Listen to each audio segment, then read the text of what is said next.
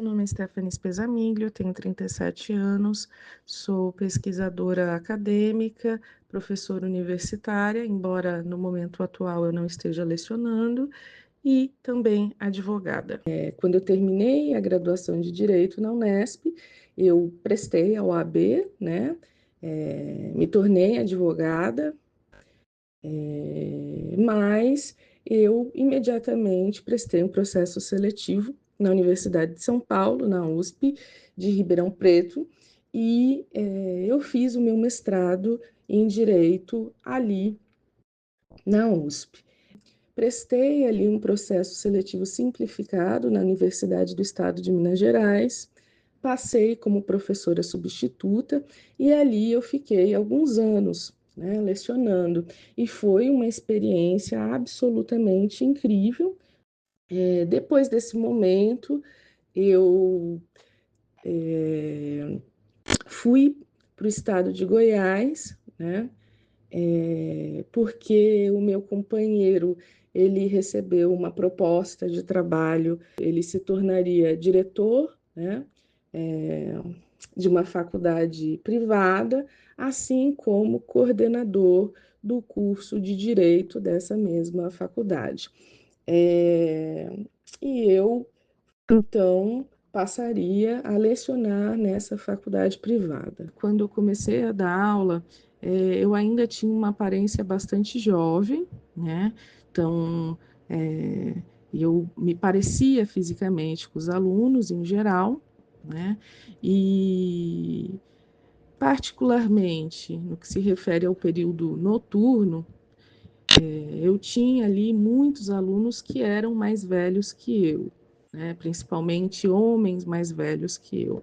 É, Além disso, eu sou uma mulher que é politicamente posicionada à esquerda. Isso por si só já coloca qualquer pessoa numa situação que tende a se envolver em polêmicas, né? Porque sim, a gente sabe que existe uma disputa, né? Pela narrativa e pela visão do mundo, né? Quando a gente está falando dessa perspectiva política, né? Só que o fato de eu ser uma mulher logo me mostrou que eu enfrentaria questões bastante específicas, né? Por causa do meu gênero, né? Então, por exemplo,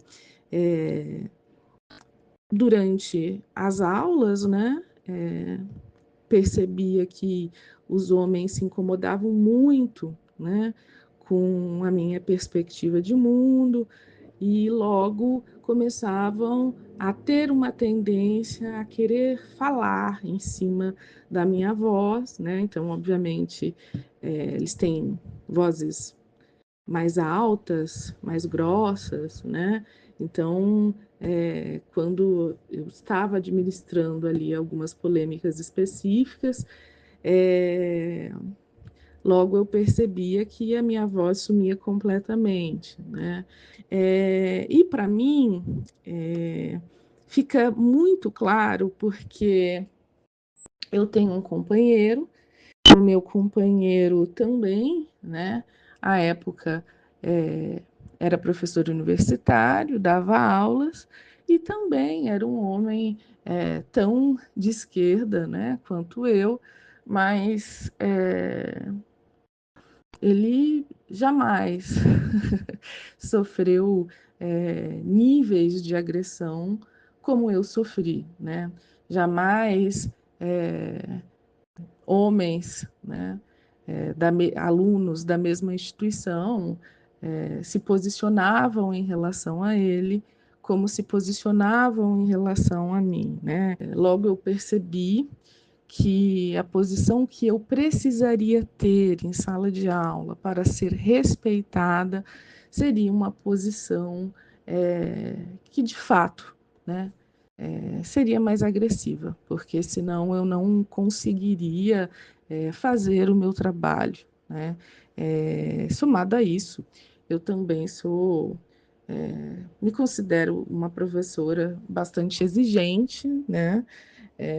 Então, isso também gerava algumas questões, então eu realmente tive, né, que adotar uma postura assim, um tanto rígida assim, na lida com os alunos em geral, né? Em Goiás, assim, tive várias experiências extremamente complicadas, principalmente porque estava dando aula, né, naquele período um pouco anterior à pandemia e depois durante a pandemia, e depois da pandemia, mas era um período assim extremamente polarizado. Dei aula em ano de eleição presidencial, né? Então, qualquer narrativa que fosse minimamente crítica, ou qualquer aula básica, né, de direitos fundamentais, de direito constitucional, né, já era visto pela maioria, assim, dos alunos ali naquela realidade como aquele discurso, né, de comunismo, de feminazi. Então, assim, um alunato extremamente conservador, com uma perspectiva cristã bastante fundamentalista. Então, ali foi bastante complicado. Vivenciei, inclusive, uma situação em que um indivíduo, né, policial, né, começou a ter um conflito comigo ali em sala de aula e cheguei a ser, inclusive, ameaçada, né, de morte.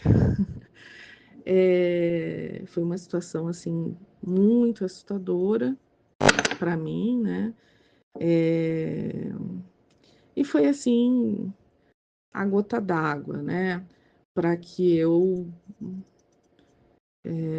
resolvesse sair ali, né, de Goiás, voltar para o estado de São Paulo, e isso me gerou ali uma série de medos, né, de sequelas, mas foi uma situação muito grave mesmo, em que o segurança da faculdade, inclusive, me acompanhava, né, em algumas aulas. Sim, carrego muitas sequelas, muitas consequências psíquicas, emocionais em relação às vivências, né, que eu tive, sobretudo as que aconteceram em Goiás, né? Tanto que depois disso eu não voltei para a sala de aula, né? Eu tentei adequar a minha, a minha profissão, vamos dizer assim, sobre outras perspectivas, assim, né? É, mas, assim,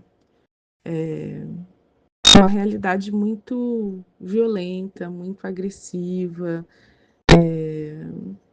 Eu não sei se eu tenho condições emocionais de vivenciar um cotidiano, né, tão agressivo, porque não se tratam de agressões pontuais, né, se trata da sua realidade cotidiana de trabalho, do seu dia a dia, em que você tem que estar constantemente em alerta, e isso era muito estressante para mim, né?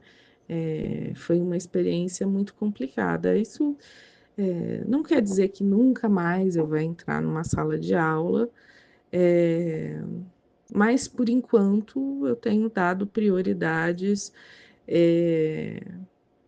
a outras atividades, né? Como, por exemplo, a advocacia. E assim, no início, para mim, quando eu tomei essa decisão de não voltar para a sala de aula, foi muito triste, porque eu amo realmente dar aulas, né? É algo com que eu me identifico, tenho muita paixão, assim.